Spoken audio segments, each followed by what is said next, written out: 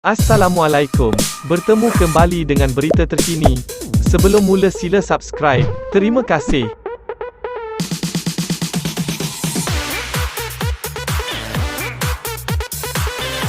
Bekas Pengerusi One Malaysia Development Berhad 1MDB Tan Sri Mohamad Bakar Saleh memberitahu Mahkamah Tinggi di Kuala Lumpur bahawa beliau merasakan Datuk Seri Najib Tun Razak terlibat dalam salah laku kewangan syarikat itu dan ada yang tidak kena berlaku dalam syarikat.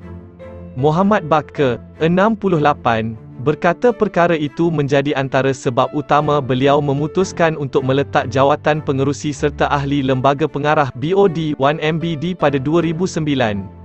Saksi pendakwaan ke-15 itu berkata sebelum menyerahkan surat peletakan jawatan, beliau telah menghantar SMS khidmat pesanan ringkas kepada bekas Perdana Menteri itu memaklumkan beberapa perkara yang diarahkan oleh BOD kepada pengurusan 1MDB tetapi tidak dipatuhi.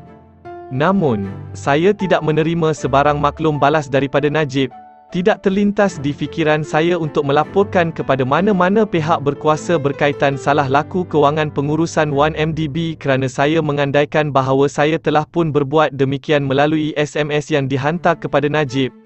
Saya berharap Najib akan mengambil tindakan sewajarnya terhadap pengurusan 1MDB jika beliau mendapati sebarang salah laku di pihak mereka. Memandangkan kebimbangan saya itu tidak mendapat perhatian Datuk Seri Najib kerana beliau tidak membalas SMS saya. Saya merasakan beliau terlibat dan sesuatu yang tidak kena berlaku tanpa pengetahuan saya.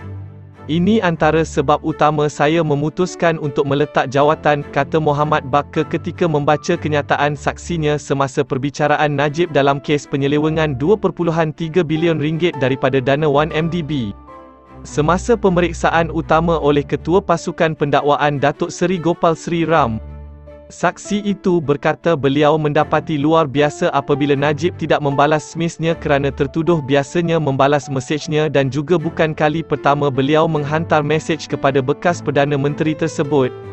Mohamad Bakar berkata beliau meletak jawatan pada Oktober 2009 sebagai tanda protes dan tidak mahu terlibat dalam sebarang perbincangan dan keputusan lanjut berhubung 1MDB. Beliau berkata beliau memutuskan untuk tidak menyerahkan surat peletakan jawatannya secara peribadi kepada Najib tetapi mengarahkan setiausahanya menghantar surat itu ke pejabat Perdana Menteri. Saya buat demikian kerana jika saya menghantar sendiri, beliau mungkin akan meyakinkan saya untuk kekal. Saya tidak mengumumkan peletakan jawatan saya pada masa itu untuk menjaga reputasi Najib, katanya. Saksi itu berkata isu yang membawa kepada peletakan jawatannya termasuk pemindahan $1 bilion tanpa kelulusan Lembaga Pengarah, kegagalan menjalankan penilaian ke atas usaha sama Petrosaudi International Latat PSI, kegagalan melantik penilai bebas untuk mendapatkan maklumat yang tepat dan boleh dipercayai mengenai nilai aset syarikat usaha sama dan kegagalan dalam pelantikan 3 orang wakil dalam syarikat usaha sama. Najib, 68, menghadapi 4 pertuduhan menggunakan kedudukannya untuk mendapatkan rasuah berjumlah RM2.3 bilion daripada dana 1MDB dan 21 pertuduhan pengubahan wang haram membabitkan jumlah yang sama. Perbicaraan di hadapan Hakim Datuk Colin Lawrence Sikuerah bersambung esok. Terima kasih kerana menonton.